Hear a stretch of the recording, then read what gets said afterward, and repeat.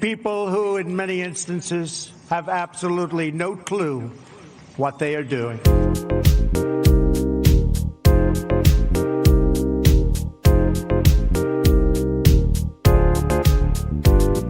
The Marxists, the anarchists, the looters, the agitators, the You done? No. I'm recording. Okay. Well, it's episode 165 of the Inane Blather podcast. The podcast that tells you You're a fucking bitch. You're a bitch. You're a loser. And you might as well wear diapers because you're a baby. Yeah. And, you know, I mean, that really comes down to the fact that it's two freaks running the show right now.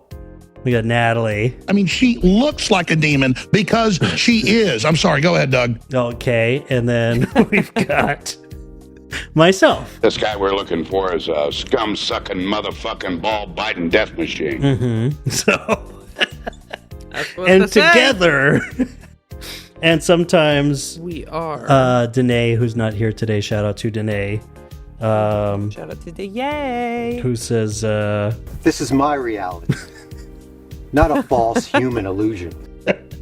Shut the hell up, bitch. but together create this kind of Gundam, you know, or like a Power Rangers thing with a big sword and lead a legion of those who would be called the headstrong, stubborn, quibbling, self-centered, vindictive, obnoxious, hormonal, sexually preoccupied, evil, thieving, cross-dressing jerks. Yes. So Yes. And you start off with a blather? So I just said, well, let's hit record because you were on Conservapedia reading about Joe Epstein, as he's been called, I guess, as everyone knows. I don't know why Jeffrey is shortened to Joe. I've never heard that in my life, but that's what Conservapedia I thought Joe thinks. was short for Joseph. But, or Jokesen. It's like Jackson, but it's Jeffrey Joe. Biden? Yeah. Yeah. Jeffrey Robinette Biden. Well, his middle name was Epstein, but he changed it to Robinette. Yeah, for some reason. After the 2008 ruling. But right here on the front page, because it's coming up, folks. It's coming up. Sure is. The Seahawks are in the Super Bowl. Wait. And wait. On Conservapedia's front page, we have a note about understanding and conquering football addiction. $5 billion will be lost due to 39 million workers who are absent or tardy the day after the Super Bowl. Join us for a worldwide Zoom seminar or discussion by emailing us at conservapedia@zoho.com. ZOHO. Football, soccer, is a harmful fan addiction worldwide. What? I know, I saw that one and I was like, wait, do you know what you're talking about? Are you talking about football or are you talking about soccer? The Soccer Bowl. Super Bowl. It's like, you're talking about the Super Bowl, but what are you talking about? Okay, so what I does thought... soccer have to do with this? So there's like a link where it says conquering football addiction. So I clicked on it, but it was just addiction. Just a page on addiction. So then I went to football. No, it was a link to conquering football. And that says beating NFL addiction. Yeah. I clicked on conquering football and now I'm looking back and I see the conquering football is now purple and addiction is still blue. Yeah, Hyperlink, exactly. So that makes sense. I wonder if is Super Bowl one or are those two separate links? Yeah. Bowl is something that I pack my KB into before I write these articles. Let's see. Beating NFL addiction, or conquering football addiction generally, is a challenge for many American men. No need for you to listen to this, Natalie. They spend hours each Sunday afternoon and evenings on Sundays, Mondays, and Thursdays watching a meaningless game that causes harm and expense to themselves and others. What a fucking sentence. Many who are addicted to the NFL waste further hours during the week thinking about, discussing, or reading about the NFL, or even playing fantasy football.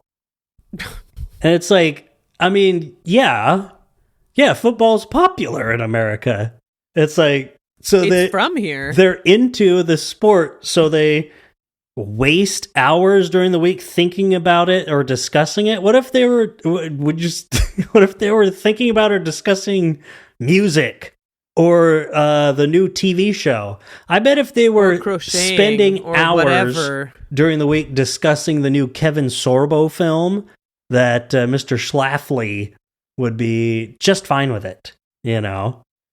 I feel like certainly people who are just into one thing, I think that's just like, well, that seems sort of just one-dimensional to me, but there are so many worse things that people could be into than football, and I would say that they probably have one of the most annoying fan bases or whatever, like, you know, blah, blah, blah, blah, blah, blah, but I'm like, who fucking cares?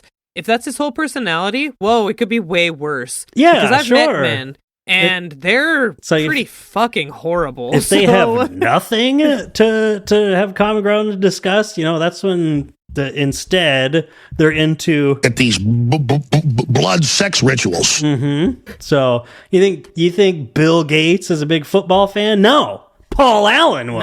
No. All right. Yeah, exactly. Paul Allen's not going on the Lolita Express. Hey, you know, they say Jeff Bezos is looking to buy the Seahawks. Well, yeah, which sucks. But another guy, rich guy that didn't go to Epstein Island. Interesting. Jeff Bezos didn't? No, I don't think so. I've never heard his name in connection. They're like, we do not like that guy. Like, he is so fucking annoying. His name's Have you heard him also laugh? Jeff, and he doesn't call himself Joe. It weirds me out. I did hear that the Seahawks thing, that there was a rumor that they were up for sale, but the Allen family was like, no, they're not. It was a breaking news story on the Seattle Times that they were like, no, the Seahawks are not for sale. So that's what Mr. Burns they put that said to rest when the Germans came to town. And then bought the nuclear power plant for $100 million. Dad was saying that it was almost in the bag, $6.2 billion. I mean, that's something to turn down. That's for sure. I read, the Seattle Times reported that they said they were not for sale. So, for I don't know. Jeff Bezos and his football addiction, 7 basic ways to overcome this addiction are: 1. First, recognize that it is indeed a harmful addiction based on patterns and strategy, but like any addiction, it can be conquered. Based on patterns and strategy? That's an addiction? Is harmful because it has strategy involved? I'm addicted to chess. That's the opposite of what an addiction is. It's not strategic in any way, shape, or form. Yeah. 2. Realize that some football outcomes are fraudulent, such as the 1969 Super Bowl, deceiving many. God. What? Yeah. That's number 50 2 years ago? for beating your football addiction, is to say that one time people cheated. This is how long he's been anti-football. It is ever since the 1969 Super Bowl. Let's see. He must have been a Baltimore Colts fan. Yeah, but it's not loading. Oh, Joe Namath was named MVP. Oh, yeah, Joe Namath and the Jets in Super Bowl III. Joe Namath and the Jets. Mm-hmm. That's 16-7. Wrote the song, man. Yeah, exactly. But let's see. Oops, I have 20 tabs open. Come on, Conservapedia. The 1969 Super Bowl was thought by the star... Oh, he's a big Bubba Smith fan, I'm sure. Was thought by the star participant, Bubba Smith of the Baltimore Colts. Yeah, Joe Namath wasn't the star participant. To have been thrown to the other side by a teammate as desired by the Colts owner so that the New York Jets would win in a big upset. the Colts were a 7-1 favorite, blah, blah, blah. So it was enormous payoff to gamblers who bet on the Jets. Yeah, that's how upsets work. Is that people that bet on the underdog win big if they win. Was there any... It doesn't look like there's any... It doesn't say anything about controversy. I don't get it. Yeah. Let's see. The wealthy owner of the Baltimore Colts seemed pleased at a post-game victory party, and the earnest Colts player, Bubba Smith, was so dismayed by the unusual celebration after losing that Smith was even asked to leave the party. It's just, the season's over. Okay. The play-by-play of the game is posted online by USA Today. But that's the only thing, is that Bubba Smith thought that they threw the game. It's like, well, it doesn't sound like they did, because otherwise there would have been an investigation. Maybe score more than one touchdown, Bubba. What are you talking about? Through the game, he only gave up 16 points. What are you talking about? Yeah, when I'm looking at it, like on Wikipedia, it's like it doesn't say shit about anything. It's like, so it doesn't have like, I'd never heard something of that would be like as a big old controversial thing. Yeah, to be like the listed 2001 as Western Conference Finals in the NBA. That's a known controversial one, and a guy ended up. Did he go to jail? Donaghy, I mean, kicked out of the NBA. The refs, point shaving. Lakers won and easily cruised through the finals after that.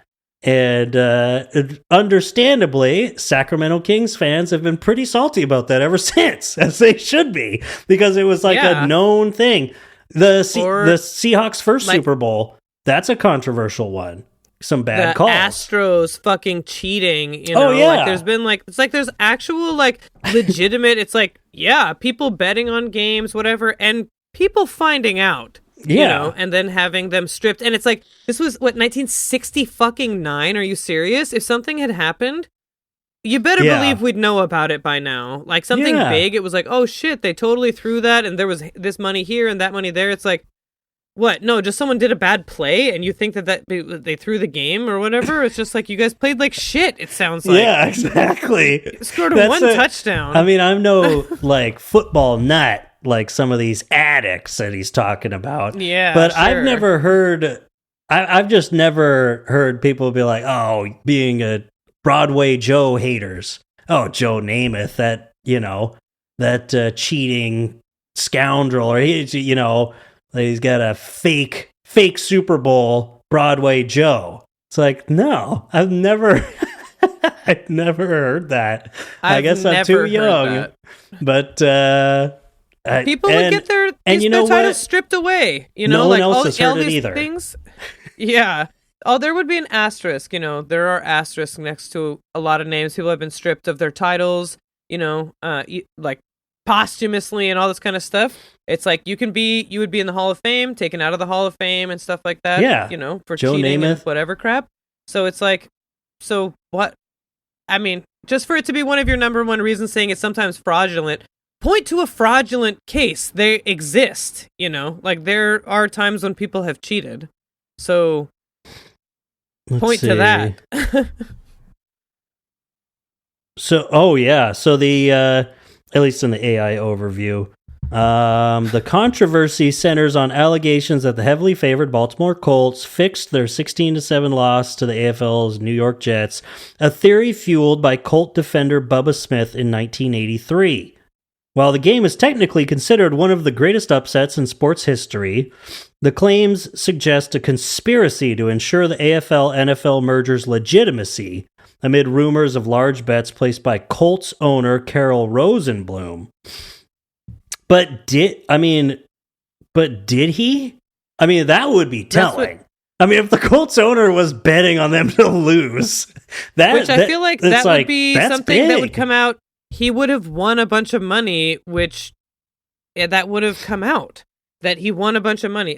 I just feel like I just don't believe people could keep their mouth shut for like 50 years now. Even this, yeah, it's like other players involved in the game denied the charge. Yeah, and it's hard to fix a professional sports game like people that, are especially unwilling the to Super do Bowl. that. Yeah, and especially football because there are so many players involved and so much going on. It's not like even like the those 2001 Western Conference Finals that with the reffing scandal and stuff like that. I mean, it was still, it was no guarantee or anything like that. It was like point shaving and stuff, and the Lakers getting way more free throws, way more trips to the line, which they already did anyway because they had Shaq on their team, stuff like that. And in a football game, God, what could you? I mean, you'd have to do some. It'd have to be through the refs. Otherwise, it'd be so obvious. No one's tried doing that since the Black Sox scandal in like 1913 or something like that. Yeah. And that went down in history, But it's funny, even this article from UPI in the archives, this is 1983. Former Baltimore Colts All-Star Bubba Smith charged Wednesday the Colts' 1969 Super Bowl loss to the New York Jets was fixed, but other players involved in the game denied the charge. But Smith, in New York to promote a new book, offered little in the way of concrete backup to his claim. He heard discussion that the Colts threw the victory by the Jets. Quote, When it was told to me that the game was fixed, I immediately nixed the idea because there was no way. I couldn't see nobody fixing a football game. Yeah, well, maybe go with that. And who told you that? What are you talking about? I wonder if he's like, but you can learn more in my book that I'm promoting. Yeah, It's exactly. Like, It's in my book that I'm promoting 14 years later. Yeah. Because my used car dealership went under. And so I'm touring the country. I wrote a book. Writing a book because I was in the Super Bowl that one time. Remember how controversial that Super Bowl was? Yeah. No. Where the Jets had to win so people would be okay with the AFL-NFL merger? Yeah, okay. Like, what? Okay, so number 3. What? Here's some good stuff. Realize that the NFL billionaire owners loot taxpayers for billions in subsidies. Well, let's go a little further on that, buddy. Uh-huh. You don't like that, is what you're telling me. You're saying that helps, for one, you're saying that helps someone beat their football addiction. I'm going to go home and beat my football addiction. Mm-hmm. Beat the old pigskin. I got a football-shaped football, you know what I mean? It's like I got a Jeffrey Epstein penis. Joe, I call him. Joe Epstein with his egg-shaped, football-shaped dick. But we all know him. We all love him. Oh, Joe. You big dildo. Eat your fucking slop. Exactly. Excuse me. But that's all it says there. There are no links except for the link to NFL. No citations, no further reading on that. Realize that the game shortens the lifespan of players and many fans by a decade. What? Fans?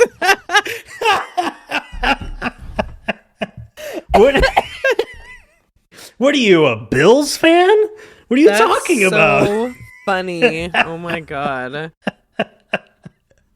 Because of all the people blowing their brains out after their team loses? What are you talking about, dude? All the people the mob kills because they, Oh, yeah. Of course. Because they wanted to bet on the Baltimore Colts in Super Bowl III back in 1969. Maybe that's what I heard. Anyways, that's what I heard. That's what I heard in the locker room. I couldn't believe it. I couldn't believe that was happening. Yeah, I couldn't believe it. That's why I said it 12 years later.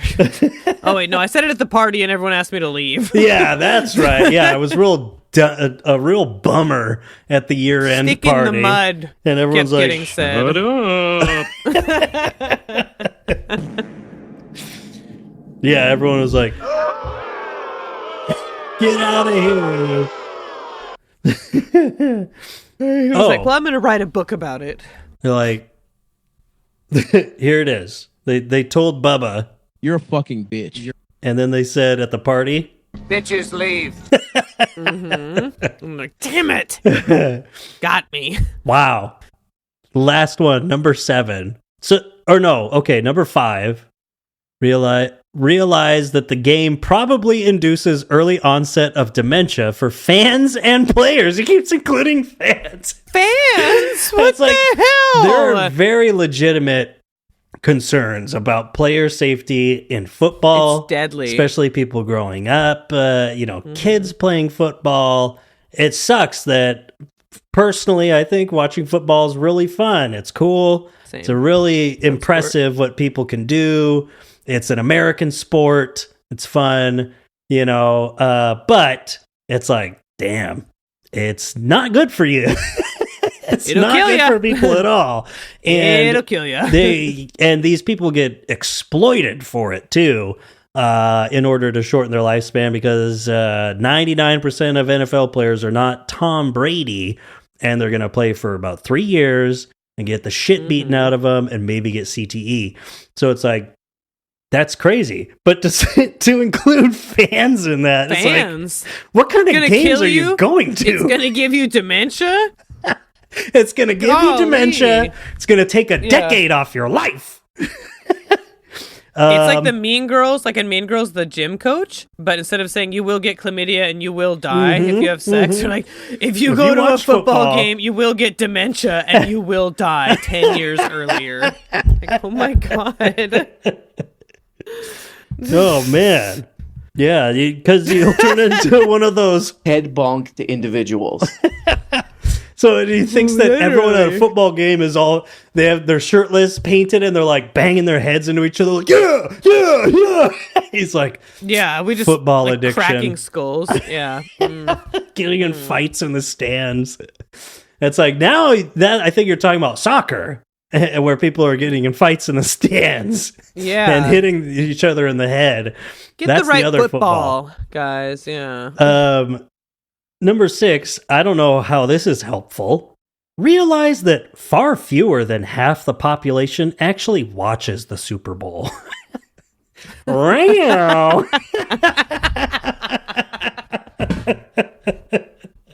a fucking bitch. You're a loser, and you might as well wear diapers because you're a baby. Because you're a baby. Not even half the American population. It's like, yeah, what's crazy is that it's like close to a third, though. Or it's right around there, usually. It's well over 100 million people watch the Super Bowl. I know. It's like, how many of half of the population does anything? Half of the population doesn't even vote. Yeah, exactly. Who cares? How much of the population do you think reads your fucking website, you loser? How many of the population... Much of the population can even literally fucking read. Yes, that's right. We've talked about that. Over half the population, it reads at a 6th grade level or lower. Yeah. So what does that mean about your precious football addiction? I don't know. I'm illiterate. Maybe it does cause brain damage. But in fans. Yeah, we've been watching too much football. I just can't possibly piece this together. This incredibly intelligent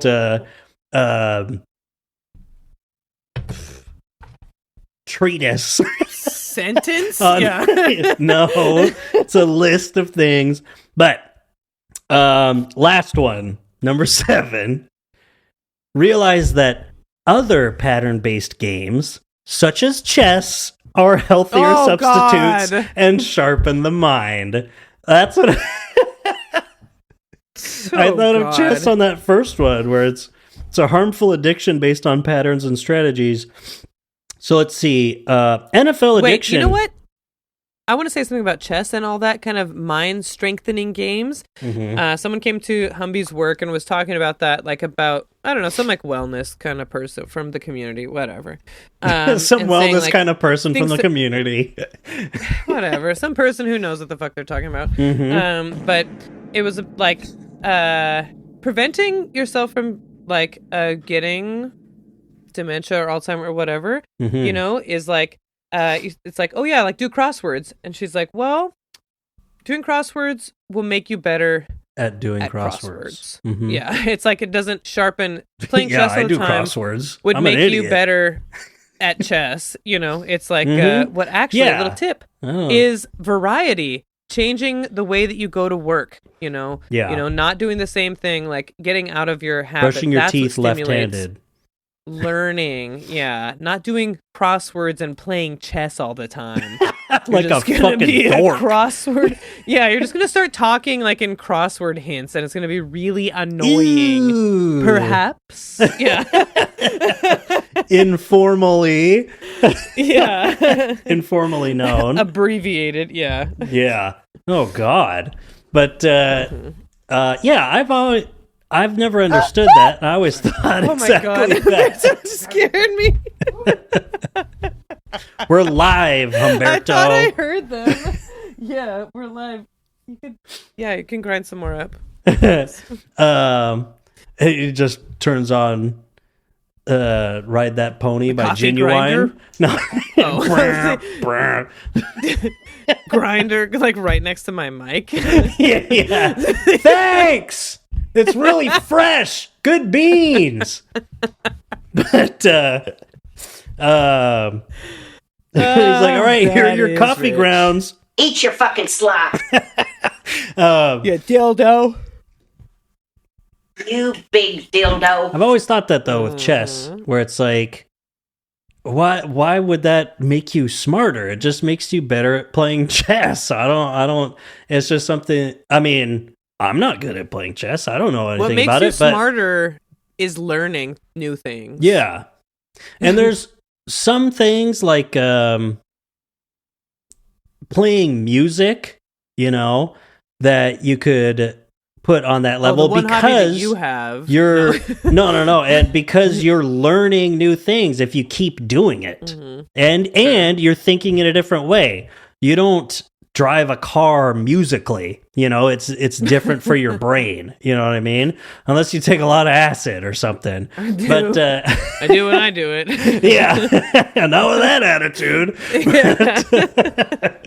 But yeah, that's one of those that you just hear. It's like, oh, it can actually, I don't know, not increase intelligence, but like it changes your brain, like helps your brain or something. Like music is one of those things because it's a totally different way of looking at you lose control. something. Music makes you lose control. And it's something that if you want to keep yeah. doing it, you literally just keep learning. Yeah, you just learn more about how to do whatever music you're doing, you know?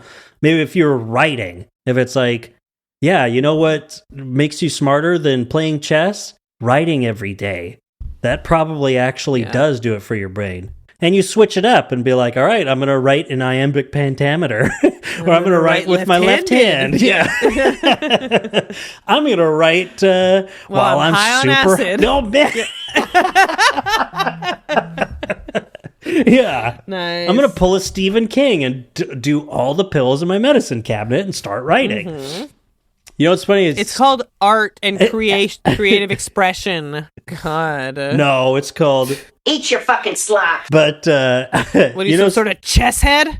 Stephen King says he doesn't even remember writing or putting out the book Cujo, that story. I've heard He that, was so fucking high. That's crazy. And it's like a guy who just churned out all these books where it's like, he didn't even write stuff that's like Burroughs or like something weird and psychedelic. He just drank and did like, coke and a bunch of pills and just wrote like kind of did like bestseller horror type of yeah, supernatural that everyone can read and enjoy. Mm-hmm. It's like you did all those drugs and you wrote Hearts in Atlantis? What? The Green Mile? Yeah, exactly. That's what you came up with? A guy who sucks bugs out of people? Yeah. Huh. That's cool. No, good job. I mean, I haven't written a book, so... Yeah. I haven't written 300 books Yeah. either. Like, I don't even know how to play chess. Yeah. I could barely do a crossword, so... Yeah, Stephen King's just scribbling furiously at his manuscripts all high and saying, chess is for fucking nerds. Agreed. Oh, I love Stephen King too. Let me just finish this up before we move on. Let's see. NFL addiction is not new. In 1958, a massive television audience of 45 million people watched the NFL championship game, and that audience would have been even higher if the New York market had not been blacked out under outdated restrictions because the game was played at Yankee Stadium. I love this website. The highest percentage of people who watched the Super Bowl was in 1982, more than 40 years ago. Okay. And what were the numbers? No citation, so let's see. I want to see what that is. 1982 Super Bowl. I got to tell you something I read here go. on Conservapedia. You know, stuff the mainstream media isn't covering, the MSM, and it's bad news. Setback for the homosexual agenda. 6 Washington Capitals players refused to put pro-LGBT rainbow tape on hockey sticks. So I don't know how the homosexual agenda is gonna, they're not gonna overcome these players in the NHL. A few of them, just like not even the whole team, not even half the team. And all their teammates be like, "Oh, brother, God." Okay, I guess you don't know any gay people in your entire life. That's weird, bro. Yeah, that's really weird, and I guess you're probably that gay person. See, it says that it was... Oh, what the hell happened here? Broadcasting. It was one of the most watched broadcasts in American television history with more than 85 million viewers and a final Nielsen rating of 49.1, which is still a Super Bowl record and ranks second to... What's the highest rated piece of television of all time? Do you know? I feel like I'll know when you say it. It's the series finale of MASH in 1983. I did know that, actually, back in my brain somewhere. But I guess maybe not anymore, but for 27 years it was the most watched single broadcast in television history. Huh.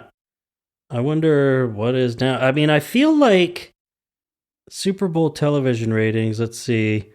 United States. So the ratings, I mean, all of these,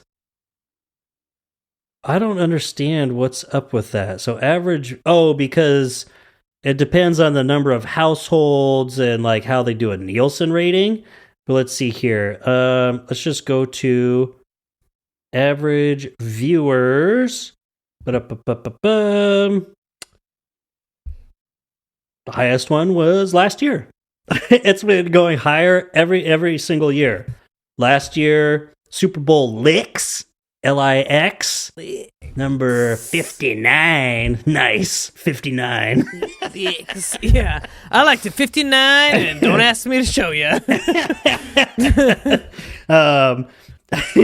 Yeah, that's where I 69 with with a 49er. A dime. Yeah. With a total 0. Right in between, yeah.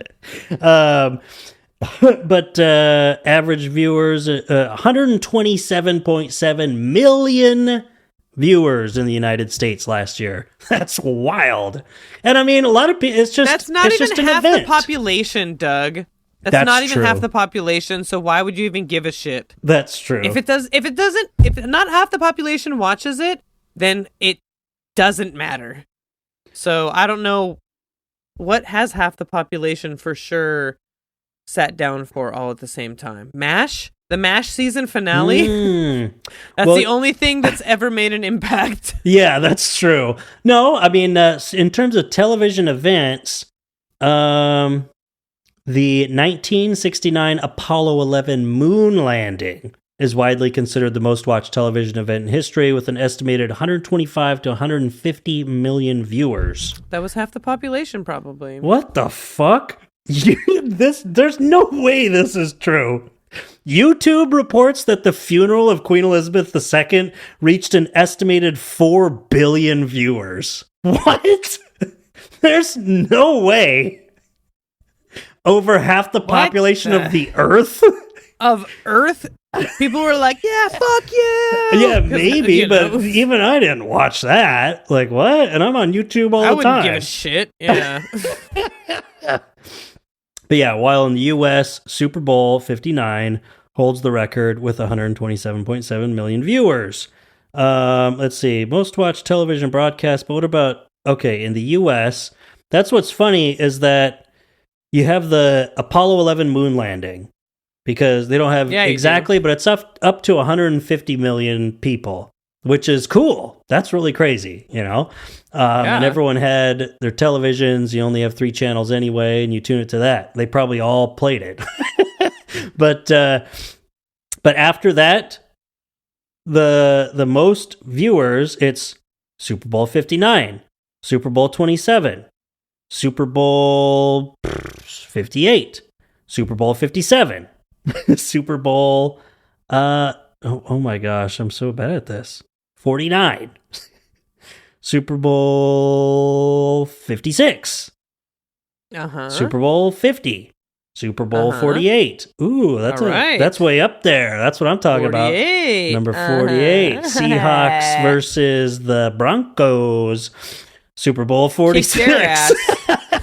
Super Bowl 55 or 51, sorry. Like every single thing in the top 10 is a Super Bowl except for the moon landing. Oh yeah, I didn't even scroll over.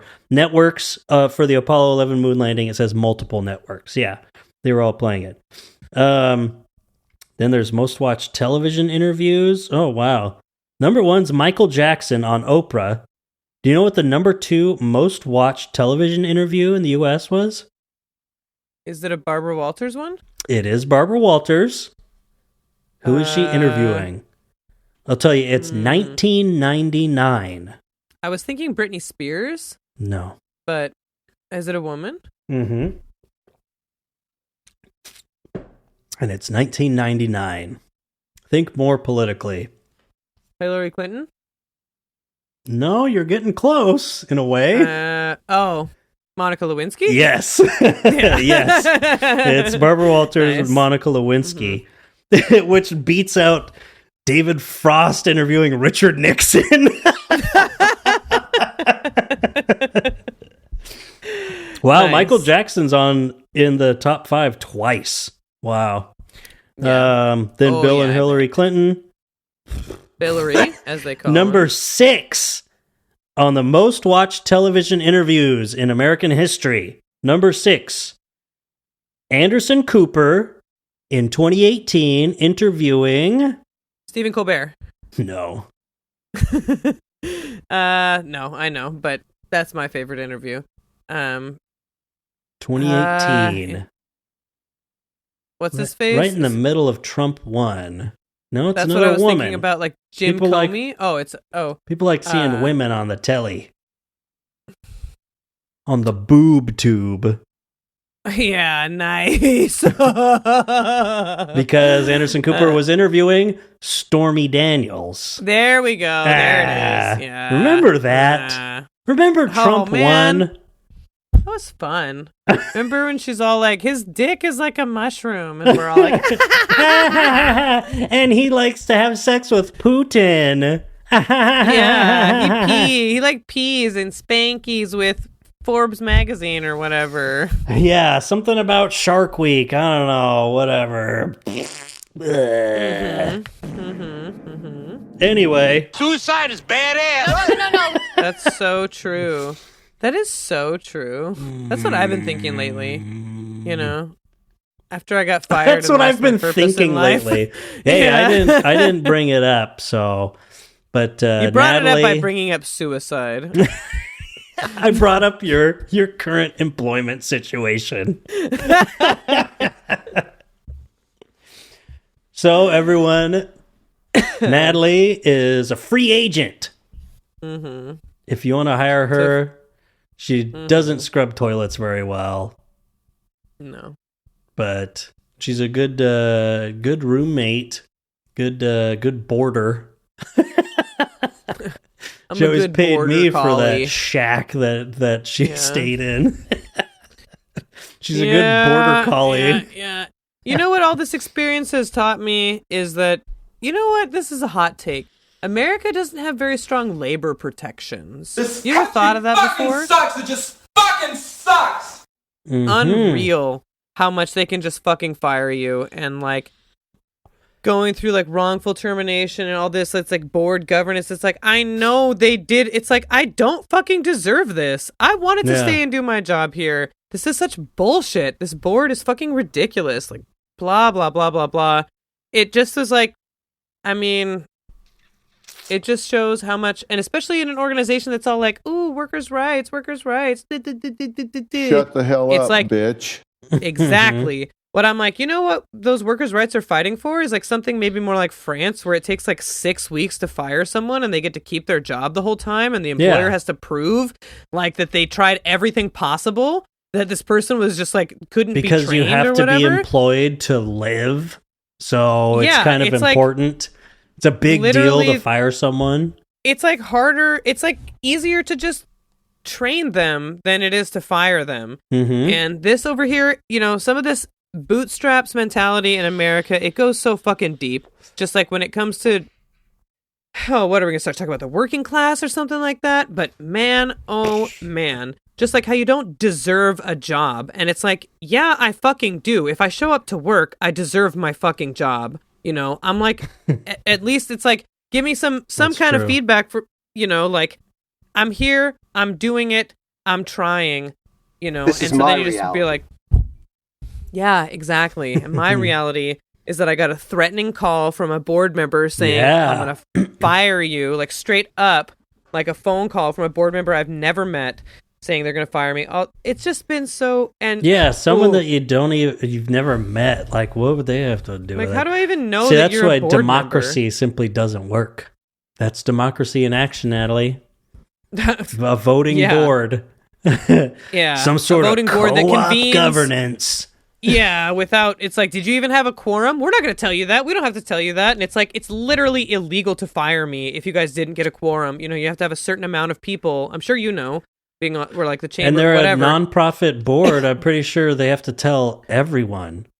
There should be public meeting minutes for that. The staff, like alerting staff and stuff, is like, so like I should be able to go and read about it right now. Some of them, it's like, you maybe wouldn't be able to read stuff that it's like in an executive session that is like, you know, with personnel stuff like that, Steve, but you would be able to see who was there. Yeah. Like, who, it's like, so who was there? Why can't, that's so insulting. That's so insulting.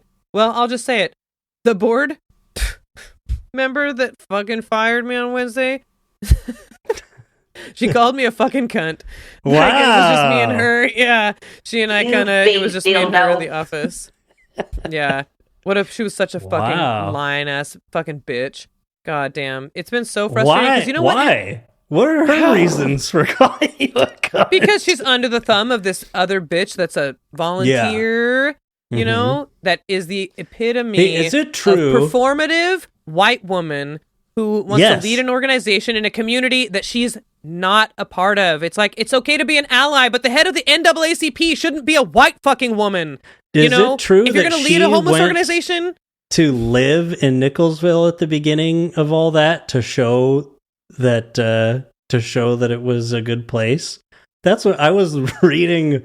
Very old threads and forum posts that mentioned her by name. That were saying she's not even homeless. and it's like, she lived in there to show that it was good or something. I mean, it's some sort of performative thing. I'm like, if you want to be in solidarity and you want to stand up, you want to help people, whatever, that's cool, great activism. But you have a house, so that's way different. I don't get that. There's a difference between allyship and activism, you know, and like you're just, there's a difference, and you don't know it. Yeah, you don't know what it is, and it shows. You know, and I've never been home. I've never lived in a shelter. You know, I've never had my support system is pretty big, and I've never pretended otherwise. Like, I know, it's like, I acknowledge can't even my privilege, comprehend. and I acknowledge my life experience, you know, is different from other people's, and I don't feel condescending about it. And you know what she does? I think anyways, she fucking hates homeless people. She looks down on them, and she thinks, like, I just think that she's like, you're fine in here. I lived in there. I mean, she thinks that she's so cool for, like, this is how I vision her, that she thinks she's so cool for slumming it with homeless people. Yeah. That she thinks she's better than everybody, not, like, genuinely wanting to help people. Yes, it's gross. And you know what? It makes me feel like that's why she was a special ed teacher. You know, maybe I don't even want to talk about it. She likes vulnerable populations that she can exert power over. People that don't have, for whatever reason, you know, like financially vulnerable, intellectually or whatever, developmentally, that she can just exert control and manipulate because she's a bad person. Which is why she was a volunteer and not an actual member? Staff member or whatever, because she's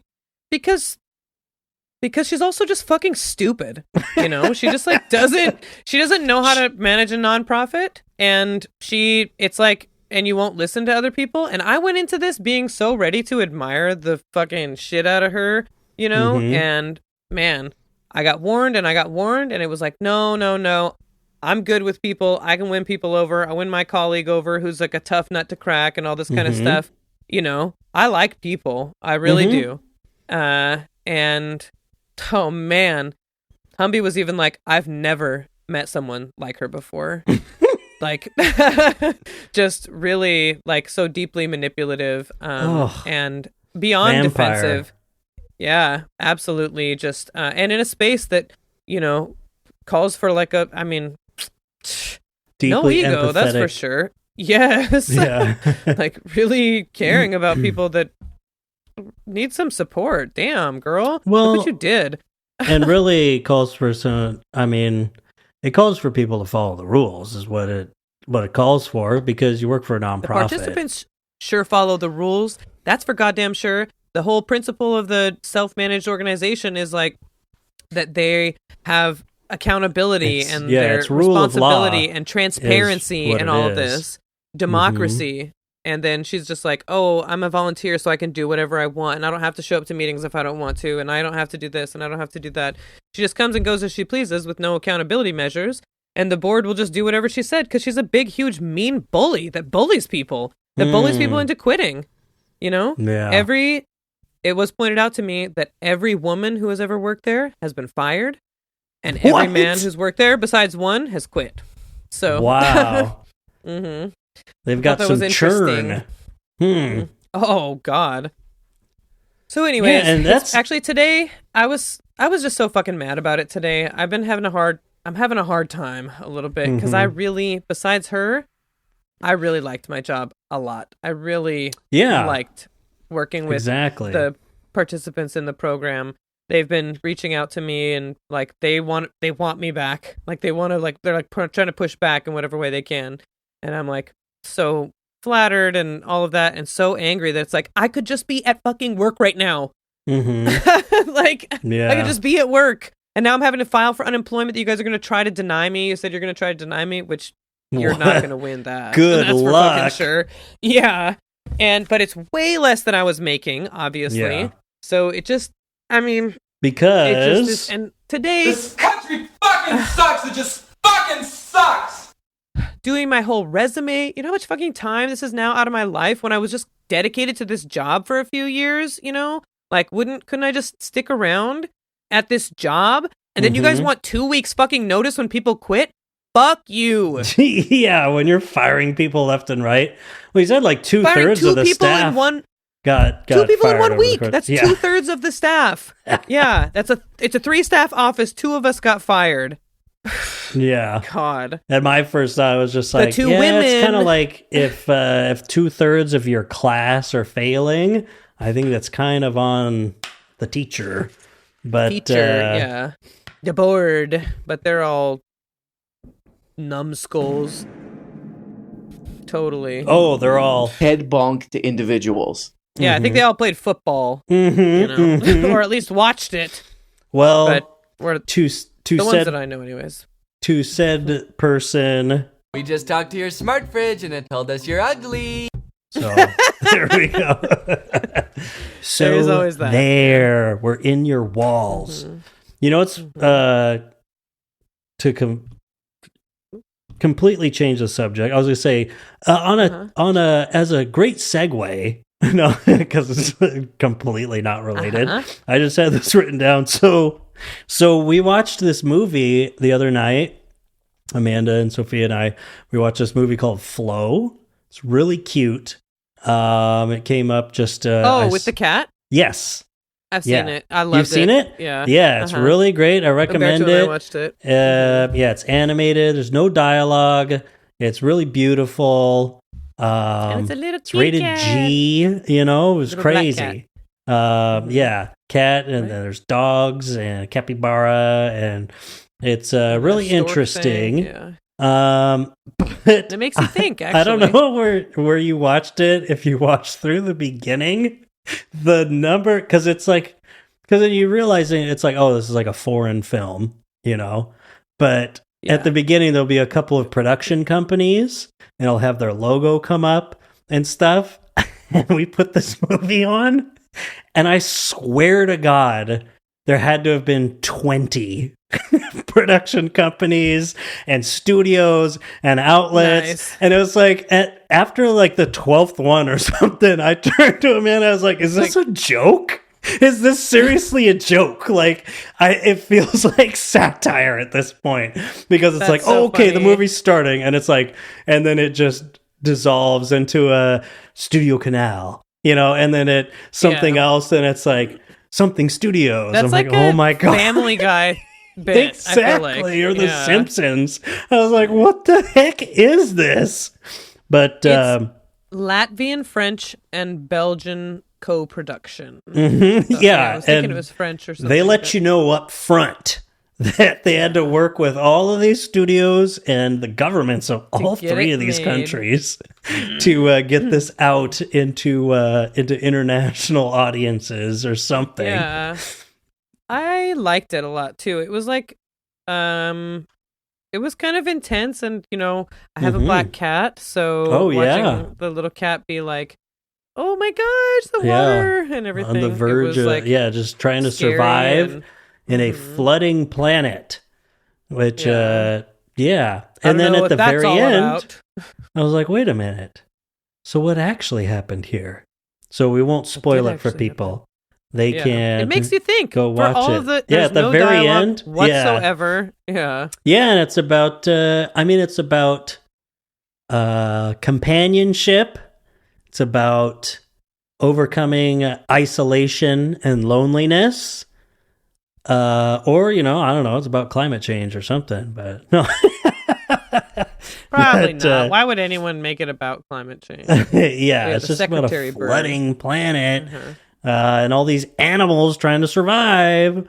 But the doggies were real cute, and then they'd really piss you off, and just each animal had their own little personality that you see in other people, but you also see like personified in animals like that, like a dog, like a yellow dog. lab. Yeah, exactly. Yeah.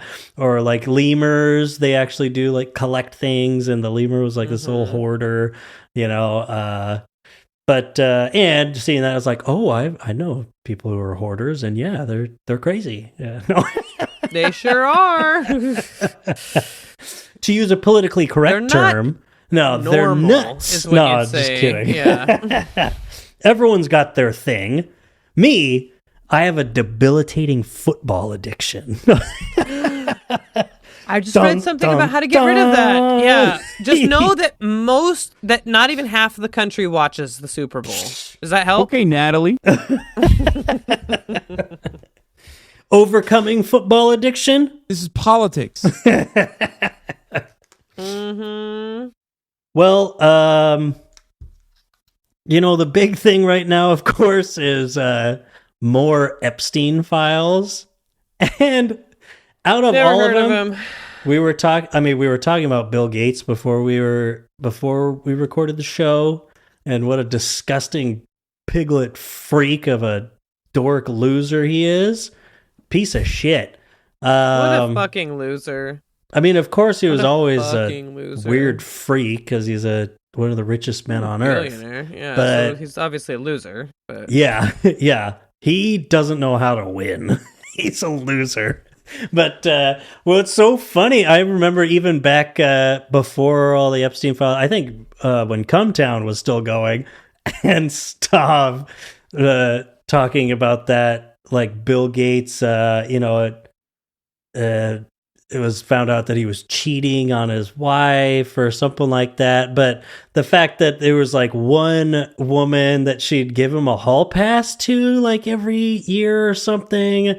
And it's like, and you know, I mean, if you want to be sexist about her or something, I mean, she's not some Instagram model or something. She's just this lady that he knew. Melinda Banks?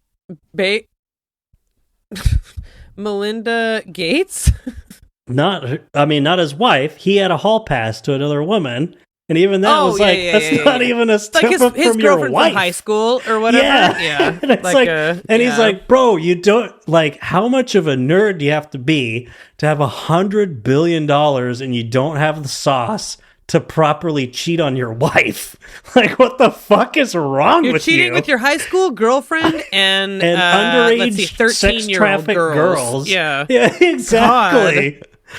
You're a fucking loser. Mm-hmm. You're exactly what You're I a think of a fucking bitch. billionaire, and You're I can't a even. loser. And you might as well wear diapers because you're a That's baby. probably what he had to do But to get yeah, off. Jeff Bezos. I guess he's just too. I can't imagine Jeff Bezos. He's too into like destroying think half he- the earth. Yeah.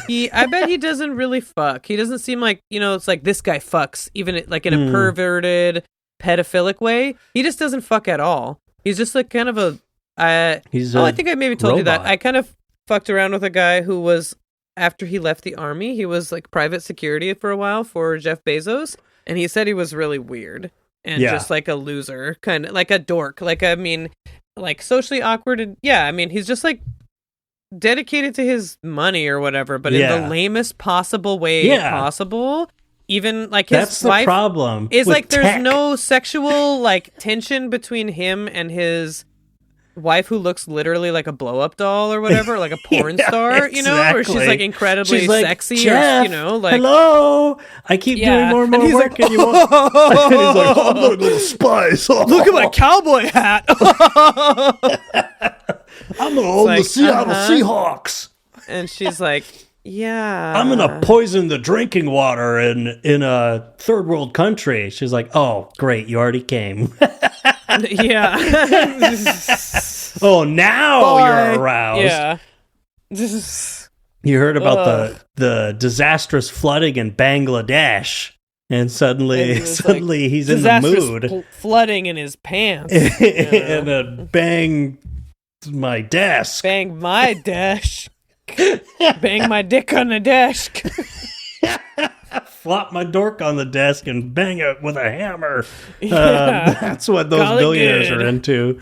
But besides all that, Elon, of course, like loser, freak. Not only, of course, Clown. he's been lying the entire time about interactions with them. He's always maintained that, like, that whole thing with Ghislaine Maxwell and that famous photo. Oh, she photobombed me. I didn't even know who she was. He was emailing Jeff because he wanted to go to the parties. And even little Joey Epstein thought he was too much of a loser. And a he liability, didn't I take bet. him. Yeah, probably. He's like, he'd probably be live tweeting about it and then bragging and then lying about other things. But supposedly, I mean, I think that's the funny way of looking at it is that even Jeffrey Epstein thought Elon was too much of a loser to party with, to even what get kind of a blackmail loser on. are you? Yeah. But I think he probably just did go to the island because there's an email exchange where he asked him, he wants to go to one of the cool parties or something. I mean, some of it's like really, I mean, it's not even code or anything. It's pretty explicit, like that they want email young all the girls. Yeah, exactly. He Hillary was like, Clinton. oh, he invited him.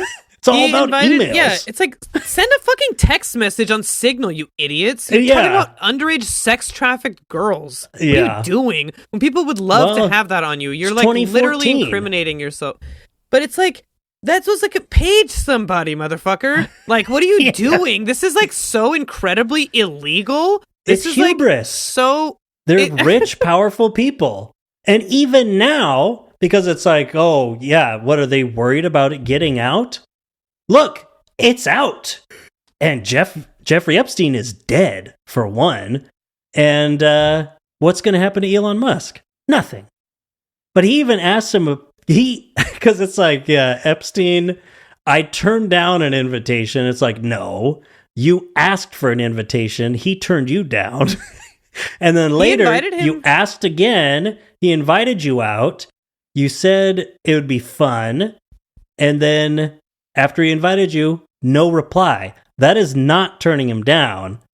It probably means that's when you picked up the phone and talked to him about it.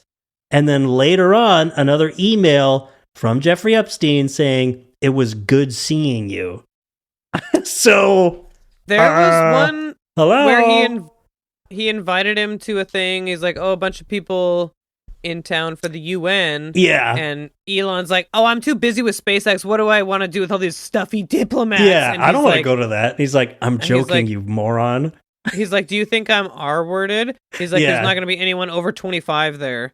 You know? Like, God. Yeah, he's like, he was trying to do it implied and speak in code, and he's like, what are you, he's like, I'm telling stupid? you, all these other freaks, these other people just like you, these fucking disgusting, perverted, gross old men, they're gonna be there. Yeah. Hello, it's the he's UN. Like, what, you think I want to hang out with a bunch of people like me? Gross. Yeah. Ugh. He's like, I'm just inviting a couple of them and then a bunch of girls. Yeah. God, some of that, on that note, some of the details, it's like, I mean, I already know what they're doing to these girls. I've had my own experiences with men, you know, as an underage girl and stuff, and it's like, oof. And yeah, the Justice Department, it's like, on the one hand, wow, I can't believe they released this information. I thought that they would just be like, no, we're not going to. But then, like, all these victims, their names, it's like, what are you guys doing? You guys didn't protect these women ever? No. They were teenagers, and now they're like grown people with lives. Their names are going to be in these documents that shows that they got raped and like all this stuff. It's like, what are you guys doing? Literally, leave all those other names unredacted. Take out all the victims' names. Yeah. Everyone will be fucking happy. How about you unredact the perpetrators, not the victims? Because of course, it's this Justice Department. It's part of the current executive branch of the federal government. Because it's they're completely also just fucking stupid. They probably never even thought about that. It's not even probably malicious. Never even thought about. They're just like, oh yeah, I guess those girls did probably get raped. That's why they're in here. Whoops. Well, too late now. We're the top law enforcement in the country, or whatever. Just like so fucking. And that's the thing, is that's the salacious stuff. That's, I mean, number one, because it's surface level. Yeah, it's just gross. It's what happens to women. It's what happens to young women, etc. But above that, it's about, you know, how these elite capital holders and the bourgeois know that they can get away with whatever they want and continue to do so. And then above that, you know, Epstein is literally tied to Mossad. and Israel and the United States military contracting and surveillance setups in the West Bank. Like, that's like really important. And I don't know. The problem is the mainstream media didn't even talk about it years ago. It's been known for all this time. It's so disgusting. Yeah. Like, well, what I think about Israel is I don't think of it as a separate country because it's the United States. It's like they don't have control over us. We act in each other's mutual benefit because we're two nations, but under we're really God, one. indivisible, with United States Yahweh. and Israel for all. It really is like that. It's like that's our strategic hold in that area of the world. They benefit, from the protection or whatever, and the economy and our taxes and crap like that. And we get whatever we get out of being friends with Israel, besides like killing Muslims, I guess, is like probably a big get for a lot of Americans. They think that's probably worth it just enough. A fucking colonial state that we work with. Yeah. And that benefits, that we pay for whatever, we send them money and crap like that. So I've just decided, that they are it's Israel is the United States. The United States of Israel. They're the United States of the Middle East. Yeah, exactly. But it is. Hey, so Jeff it's like, Biden. Jeff Biden said it. If there wasn't an Israel, then we would make one. So there we go. Jeffrey Robinette Epstein Biden. Well, you know what? Not to be an anti-Semite, but don't you think that Hitler... No, I'm just kidding. But I was thinking about... Okay, Natalie. Wouldn't they... what I know about Jewish history is that they probably were somewhere more like Egypt? Is that true? Since they built the pyramids? Wasn't that the Jews? I don't know. And I have Moses? no idea. The aliens built the pyramids. Are you calling Jewish people aliens? God, let's hope so. You're calling them alien lizard no, people? I'm just kidding. Yeah, otherwise my whole story falls apart. That's what it's all hinging on. Was it? Well, may Allah isn't Moses a awaken the Jew? people Yeah. and help them to Yes. see the evil That's what I mean. doings of He's Israel the Jew. and That's the what I United mean. He's States. from Egypt. Yeah, in Old Testament times and Egypt and traveling from there, etc., etc. It's pretty close to Israel. It's across the water, isn't it? Well, you just The part the Red Sea and you walk Ever through. heard of it?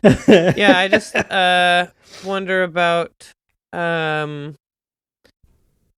sent Moses back to Egypt to demand the release of Israelites from slavery. So where were they? They were just there before? That's where they're from? Egypt? Area? I don't know. That whole area over there. It's a mess.